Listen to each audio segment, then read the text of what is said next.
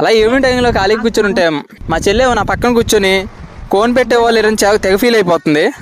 అప్పుడు నేను మా చెల్లితో అన్నయ్య ఉండగా దిగులేందుకు దండగా అని చెప్పి యూట్యూబ్లో అయితే సింపుల్ మెహందీ డిజైన్స్ అని కొట్టేసి నేనైతే ఏదో ప్రయత్నాలు చేసేద్దామని ఫిక్స్ అయ్యాను.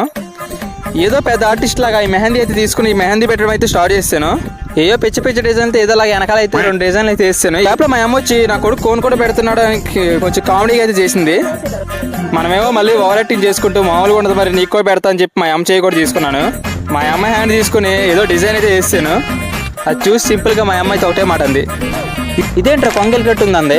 ఆ ఒక్క మాటతో నేను లేచి 2 జేబుల్లో చేతులు పెట్టుకుని ఎక్కడికి వెళ్తున్నాను నాకే తెలియదు. ఒక్క మాటతో లేచి 2 జేబుల్లో చేతులు పెట్టుకుని నడుచుకుంటూ వెళ్ళిపోతున్నాను. ఎక్కడికి వెళ్తాను కూడా నాకు తెలియదు. ఎంకరేజ్ చేయరు. నాకు అందుకే చెప్తున్నా కదా, ఆర్టిస్ట్ని ఎంకరేజ్ చేయకపోతే నాలాంటి వాళ్ళు వెనకబడిపోతూనే ఉంటారు.